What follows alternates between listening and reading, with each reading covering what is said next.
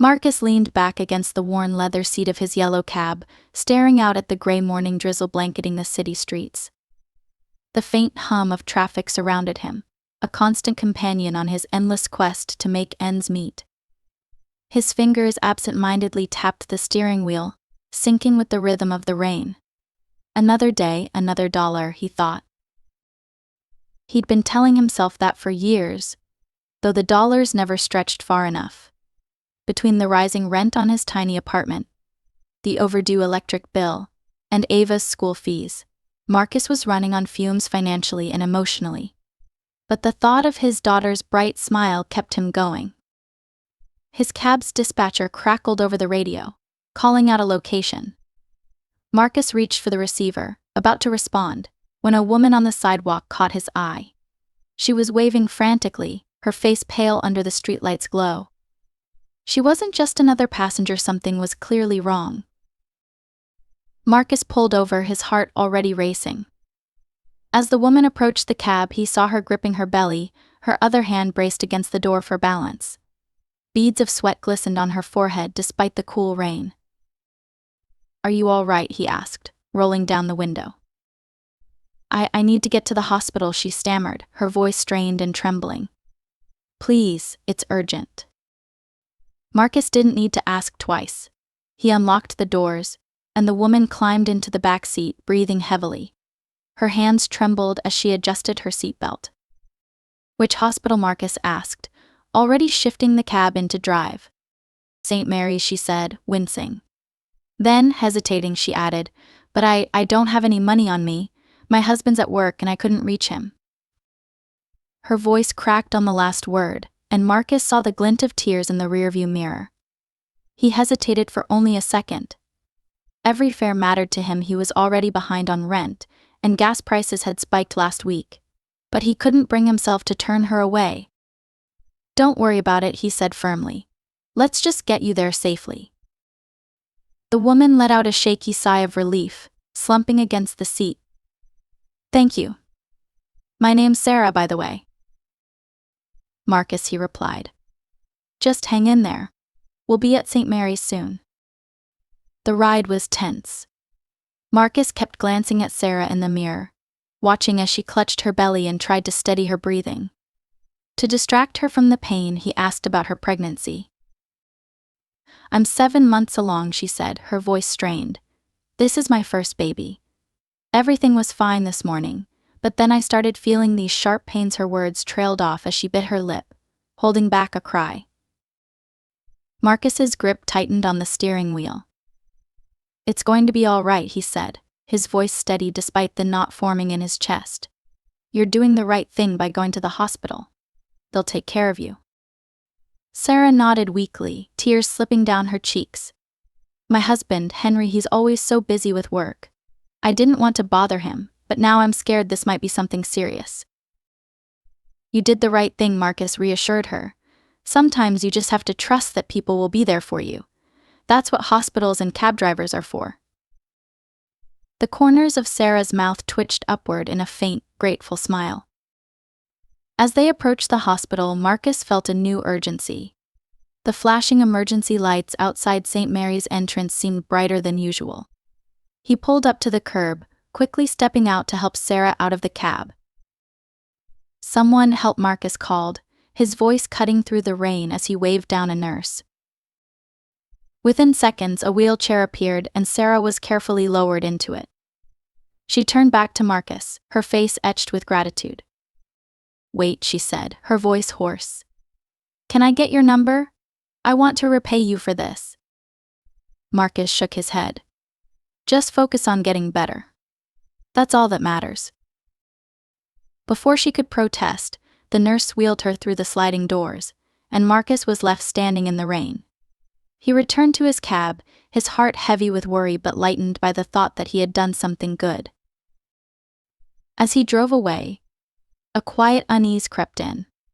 The free ride had cost him an hour of work time he couldn't afford to lose. He thought of Ava and her school supplies, the electric bill sitting on the counter, and the gas tank that was dangerously close to empty. But then he thought of Sara's pale face, the desperation in her voice, and the small, relieved smile she'd managed before being wheeled away. "It's worth it," Marcus muttered to himself, gripping the steering wheel. "It has to be." That night, Marcus returned to his cramped one-bedroom apartment. The familiar smell of Alina's cooking greeted him as he stepped inside. Ava was sprawled on the floor with a coloring book, crayons scattered around her like a burst of rainbow confetti. "Hi, Dad," she chirped, her smile as radiant as ever. "Hey, sweetheart," Marcus replied, leaning down to kiss her forehead. "How was school?" "It was fun," she said. "Guess what? I'm taking Grandma's snow globe for show until tomorrow. Mrs. Bennett said we can bring something special." Marcus chuckled, sitting down at the tiny dining table. "Just be careful with it, all right? That's one of Grandma's treasures." "I will," Ava promised, her little fingers carefully shading in a butterfly. As she returned to her masterpiece, Marcus opened his wallet and sighed. He counted the day's earnings, subtracting the cost of gas in his head. There wasn't much left to cover the bills piling up on the counter. Elena joined him at the table, setting down 2 bowls of soup. "Tough day?" she asked gently. Marcus hesitated before nodding. "Yeah, but I did something good today. There was a woman pregnant, no money, and in trouble. I drove her to the hospital for free." Elena smiled softly. "That sounds like you. Always helping others, even when you don't have much yourself." "It's just," Marcus sighed, running a hand through his hair. "Sometimes I wonder if being kind is enough." Elena reached across the table and placed a hand over his. "It is, it always is. Things will get better, Marcus. You'll see." As Marcus sat there, staring into his soup, he couldn't shake the image of Sara from his mind. He hoped she was all right, hoped the baby was okay. He reminded himself of Alina's words and silently vowed to keep moving forward, one small act of kindness at a time. The next morning, Marcus slipped out of bed before the sun rose, his thoughts still lingering on Sara. As he brewed his coffee, the distant hum of early city life seeped through the apartment's thin walls. His mind churned over yesterday's events. He wondered if Sara had been able to reach her husband, if she and her baby were all right. Ava stumbled into the kitchen, still in her pajamas, clutching her prized snow globe. "Dad, do you think Grandma would be happy I'm taking this to show and tell?" Marcus smiled, tousling her hair. "She'd love it, sweetheart. Just make sure it gets back here in one piece." After dropping Ava off at school, Marcus slid behind the wheel of his cab and began his day. It was shaping up to be like any other brief exchanges with passengers, short breaks for coffee, and the ever-present worry of stretching his earnings far enough. Around midday, Marcus stopped at a gas station to fill up. He winced as the numbers on the pump ticked higher. "Guess it's sandwiches for dinner again," he muttered, pulling out his wallet. As he walked back to his cab, his phone buzzed in his pocket. The number was unfamiliar. Marcus hesitated but answered. "Hello, is this Marcus?" "Yes, who's this?" "This is Henry," the man on the other end replied. "Sara's husband. She told me what you did for her yesterday. I wanted to thank you personally." Relief washed over Marcus. "How is she? Is the baby all right?" "They're both fine. Thanks to you," Henry said. "She had some early contractions, but the doctors were able to stop them. She's home resting now." "That's good to hear," Marcus said, a smile tugging at the corners of his mouth. "I'm calling because I'd like to meet you," Henry continued. "Sara told me how much your kindness meant to her, and I want to show my appreciation." "Oh, you don't have to," Marcus began, but Henry cut him off. "I insist. Are you free this afternoon? I can meet you near the hospital." Marcus hesitated. He could already feel the weight of the hours slipping away, hours that could have been spent picking up fares. But something in Henry's voice told him this wasn't a conversation to brush aside. "All right," Marcus said. "I'll be there around 2." The hospital parking lot was quieter than Marcus expected. He parked his cab near the entrance and stepped out, scanning the area. A sleek black car pulled up moments later, and a tall man in an impeccably tailored suit emerged. "Marcus?" the man asked, extending a hand. Yeah, that's me, Marcus replied, shaking it. "I'm Henry," the man said. His handshake was firm, his demeanor confident but not unkind. "Thank you for meeting me. And more importantly, thank you for what you did for Sara." Marcus shrugged. "It wasn't a big deal. She needed help, and I was there." "It was a big deal to us," Henry said firmly. "Sara was terrified, and you made sure she got the help she needed. That kind of kindness is rare." Before Marcus could respond, Henry reached into his car and pulled out an envelope. This is for you, Henry said, handing it over. Marcus opened the envelope cautiously. Inside was a stack of crisp bills. His breath caught as he quickly counted $5,000. I can't take this," Marcus stammered, holding the envelope back toward Henry. "Yes, you can," Henry said, his voice kind but resolute. "It's not charity. It's gratitude. You didn't just give Sara a ride, you gave her safety and comfort when she needed it most. Let me do something for you in return." Tears pricked at the corners of Marcus's eyes as he clutched the envelope. "Thank you. This will make a huge difference for my family." Henry clapped him on the shoulder. "You deserve it. And if you ever need anything, don't hesitate to call me." That evening, Marcus returned home with a mixture of disbelief and joy. Ava greeted him at the door, tugging on his sleeve excitedly. "Dad, guess what? Everyone loved Grandma's snow globe. Mrs. Bennett even said I could keep it on the classroom shelf for a week." "That's amazing, sweetheart," Marcus said, scooping her up into a hug. He set her down gently and made his way to the kitchen, where Elena was stirring a pot of pasta on the stove. She turned to him with a smile that quickly faded when she noticed his expression. "Everything okay?" she asked. Marcus pulled the envelope from his jacket pocket and placed it on the counter. "Better than okay," he said. "This happened today." Elena opened the envelope, her hands trembling as she saw the money inside. "Marcus, how?" He explained the story, from Sara's frantic ride to the hospital to Henry's gesture of gratitude. Elena's eyes filled with tears as she wrapped her arms around him. This is more than we could have ever hoped for, she whispered. We can finally catch up on the bills, maybe even start saving for Ava's future. That night, the three of them sat at the dining table, counting the money and dreaming of possibilities. For the first time in years, Marcus felt the heavy weight of financial worry begin to lift. The following days were filled with small but meaningful changes. Marcus paid the overdue rent and cleared the electric bill. He stocked the fridge with fresh food and replaced Ava's worn-out shoes with a sturdy new pair. With some of the remaining funds, he treated his family to a rare dinner out at a cozy diner. Over milkshakes and burgers, they laughed and talked like they hadn't in months. "You've been working so hard for us," Elena said, reaching across the table to squeeze Marcus's hand. "You deserve this as much as we do." Marcus smiled, but his thoughts lingered on Henry's words. The kindness he had shown Sara had come back to him, in a way he never expected. It wasn't just the money, it was the reminder that even in the toughest times, small acts of compassion could create ripples that changed lives. The next morning, as Marcus prepared for another day of driving, the envelope from Henry still sat on the kitchen counter, a symbol of both relief and possibility. Marcus had already used part of the money to settle pressing bills, but there was still enough left to offer his family a brighter future. Elena leaned against the doorframe, holding a steaming mug of coffee.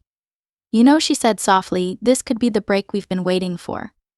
Maybe we could finally start saving for Ava's college fund, or I could look into finishing my nursing degree." Marcus paused, pulling on his jacket. "You should do that, Elena. You've always wanted to go back to school, and you deserve the chance. We'll figure it out, one step at a time." Her smile widened, and she wrapped her arms around him. "Thank you. For everything. You're always putting us first." With those words echoing in his mind, Marcus headed out into the bustling city streets. He had barely settled into his cab when his phone buzzed. It was an unknown number, and his thoughts immediately flicked to Henry. "Hello," Marcus answered, his voice curious but cautious. "Marcus." "It's Henry," came the familiar voice. "Good to hear from you," Marcus said. "Is everything all right?" "Everything's great," Henry replied. "I was actually calling to ask if you could meet me later today. There's something I'd like to discuss with you." Marcus's stomach tightened with curiosity. "Sure. When and where?" "Meet me at the coffee shop on 5th around 3, Henry said. Marcus agreed, then spent the rest of his morning wondering what Henry might have in mind. At exactly 3 o'clock, Marcus arrived at the coffee shop. Henry was already there, seated at a corner table with 2 cups of coffee in front of him. "Marcus," Henry said warmly, standing to shake his hand. "Thanks for coming." "No problem," Marcus replied, sliding into the seat across from him. Henry wasted no time. "I've been thinking a lot about you since we met," he began. "Sara told me how you reassured her during the ride, how you made her feel safe in what was one of the scariest moments of her life. And after hearing more about your story, I realized you're exactly the kind of person I've been looking for." Marcus raised an eyebrow. "Looking for?" Henry nodded. "I'm expanding my business. We're launching a transportation division, and I need someone reliable to oversee it. Someone who understands what it means to serve people with compassion and professionalism." Marcus blinked, stunned. "Are you offering me a job?" "Yes," Henry said without hesitation. "It won't be driving a cab, it's managing a team of drivers, coordinating routes, and ensuring everything runs smoothly. It's a steady position with great pay, and I think you'd be perfect for it." Marcus's mind raced. The idea of leaving behind the grueling, unpredictable life of cab driving for a stable, well-paying job felt almost too good to be true. "I don't know what to say," Marcus admitted. "Say yes," Henry said with a grin. "You've already proven you have the heart and the work ethic for this. The rest you can learn." After a moment's thought, Marcus extended his hand. "Yes, thank you for this opportunity." The weeks that followed were a whirlwind of change. Henry arranged for Marcus to shadow one of his senior managers to learn the ropes, and Marcus threw himself into the training with determination. Though the work was challenging, he found it invigorating. He loved interacting with the drivers, solving logistical puzzles, and ensuring every passenger had a positive experience. At home, the changes were just as profound. With Marcus's new job, Elena finally felt secure enough to enroll in evening classes for her nursing degree. Ava, now enrolled in an after-school art program, came home each day with colorful creations that filled their apartment with a sense of joy and possibility. One evening, as Marcus and Elena sat at the kitchen table reviewing her coursework, Ava burst into the room holding a large canvas. "Look what I made today," she exclaimed, setting the painting on the table. It was a vibrant cityscape, the buildings glowing with warm yellows and oranges. In the foreground, a bright yellow cab stood out against the rain-slicked streets. "It's beautiful," Marcus said, his chest tightening with pride. "It's you," Dad Ava said, pointing to the cab. "It's the day you helped that lady get to the hospital. Mrs. Bennett said we should paint someone who inspires us, and you're the first person I thought of." Marcus swallowed hard, overcome by emotion. He pulled Ava into a hug. "Thank you, sweetheart. This means more to me than you'll ever know." As he held his daughter close, Marcus realized that his life had become something he hadn't dared to dream of: stable, fulfilling, and full of love. At work, Marcus quickly earned the respect of his team.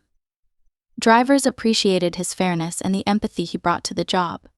When one of them faced a family emergency, Marcus didn't hesitate to cover for him, personally coordinating the schedule to ensure the team ran smoothly in his absence. One afternoon, Henry stopped by Marcus's office unannounced. "How's my star manager doing?" Henry asked, grinning. Trying my best, Marcus replied with a laugh. I think the team's starting to trust me. They do, Henry said, sitting down across from him. And so do I. Henry leaned back in his chair, his expression thoughtful. Do you ever think about how one small decision can change everything? All the time, Marcus said. I wouldn't be here if you hadn't taken a chance on me. And that all started with a cab ride. Henry smiled. It's amazing, isn't it? How kindness can ripple outward and change lives in ways we can't even imagine. Marcus nodded, his heart full. It's why I try to pay it forward whenever I can. Because I know what it's like to need a little help. Henry clapped him on the shoulder. You're a good man, Marcus. Don't ever forget that. That evening, Marcus drove home with a quiet smile on his face. He passed by St. Mary's Hospital, the memories of that fateful day flooding back. It hadn't just been a ride to the hospital, it had been the beginning of something far greater. As he pulled into his driveway, Marcus spotted Ava in the window, waving excitedly. Behind her, Elena was setting the table, her textbooks pushed to one side. Marcus stepped inside, greeted by the warmth of his family and the comforting hum of a home that finally felt whole. Months passed, and Marcus settled into his role as the manager of Henry's transportation division. Life had transformed in ways he hadn't thought possible. His family's financial worries were finally easing, and the bonds between them had only deepened as they supported one another through these changes. At work, Marcus thrived. His drivers respected him, not only because he was fair and approachable, but also because he genuinely cared. He took the time to listen to their concerns, from scheduling conflicts to personal challenges, and worked tirelessly to find solutions. One Friday afternoon, as Marcus wrapped up the week's tasks, one of his drivers, Samuel, knocked on the office door. Got a minute? Boss Samuel asked. Always, Marcus replied, gesturing for him to sit. Samuel looked uneasy, fiddling with the brim of his cap. I hate to ask, but I've got a bit of a situation. My car broke down yesterday, and I can't afford to fix it right now. It's my lifeline, you know? Without it, I can't make my deliveries or pick up my kids. Marcus nodded, understanding the weight behind Samuel's words. He thought back to the countless times he'd faced similar struggles when he was still driving his cab. Don't worry about it, Marcus said after a moment. Let me see what I can do. Samuel's eyes widened. Really? You'd help me out like that? That's what we do here, Marcus replied with a reassuring smile. We look out for each other. The next day, Marcus contacted Chris, the young mechanic he'd helped months earlier. Chris had built a growing clientele thanks to Marcus's initial recommendation, but he still made time for special requests. Anything for you, Marcus, Chris said over the phone. Send Samuel my way. I'll take care of it. That weekend, Marcus took his family to a nearby park. Elena had finished her first round of nursing exams and wanted to celebrate with a quiet picnic. Ava brought her sketch pad, eager to capture the towering oak trees and children playing on the swings. As they sat under a shady tree, sharing sandwiches and laughter, Marcus reflected on how far they'd come. It wasn't just the financial security or his new job, it was the sense of community and purpose that had blossomed in his life. Dad, can I show you something? Ava asked, tugging at his sleeve. Of course, Marcus said, setting down his coffee thermos. Ava flipped open her sketchpad to reveal a drawing she had been working on for weeks. It was a detailed scene of their family standing in front of their apartment building, with Marcus holding the keys to his cab and Elena clutching a textbook. Above them, the words "family is everything" were written in bold letters, surrounded by hearts. Marcus felt his throat tighten as he stared at the picture. This is amazing, Ava. You've got so much talent. You're the best dad ever, Ava said, wrapping her arms around him. I wanted to draw how much you do for us. Marcus held her close, grateful beyond words. The following Monday, Chris called Marcus with an update. Samuel's car is good as new, Chris said. I gave him a discount too. Told him it was thanks to you. When Marcus shared the news with Samuel, the man was overcome with emotion. I don't know how to thank you, Samuel said, his voice thick. You didn't have to do this, but you did. I won't forget it. Marcus smiled. Just pay it forward when you can. That's all I ask. Samuel nodded, his gratitude evident. I will. I promise. A few weeks later, Marcus received a surprise at the office. Sara stopped by with her newborn baby, Henry, in tow. We've been meaning to visit you, Sara said, holding the tiny bundle wrapped in a soft pink blanket. We wanted to introduce you to someone. Marcus stood, his heart warming at the sight of the sleeping baby. This is Lila, Sara said, smiling. And we've been telling her about the cab driver who made sure she got here safe and sound. Henry added, We can't thank you enough, Marcus. We owe you more than you'll ever know. Marcus laughed, his heart full. You don't owe me anything. Just seeing her healthy and happy is thanks enough. Sara glanced at Henry before speaking again. Actually, there's something else. Henry told me about the incredible work you're doing here, and we wanted to contribute to something you care about. Do you have a cause or project in mind? Marcus hesitated, surprised by the offer. But then an idea struck him. I've been thinking about starting a fund for the drivers here, he said. Something to help them in emergencies, like a broken-down car or unexpected medical bills. They work so hard, and sometimes they just need a little help to stay on their feet. Sara's face lit up. That's perfect. Consider us your first donors. The fund, named the Driver's Support Circle, was launched within weeks, with Sara and Henry contributing a significant sum to get it started. Marcus worked tirelessly to spread the word, organizing fundraisers and inviting the community to contribute. The impact was immediate. Drivers who once feared losing their jobs over minor setbacks found support and solidarity in the fund. Marcus felt a deep sense of pride, knowing he was helping to create a safety net for the very people he'd worked alongside for so many years. One evening, as Marcus walked home after a long day, he passed St. Mary's Hospital. The memory of that rainy day when he'd first met Sara flickered in his mind. It was incredible to think about how much had changed since then. Marcus paused for a moment, looking up at the glowing hospital windows. It all started here, he murmured to himself. One small act of kindness.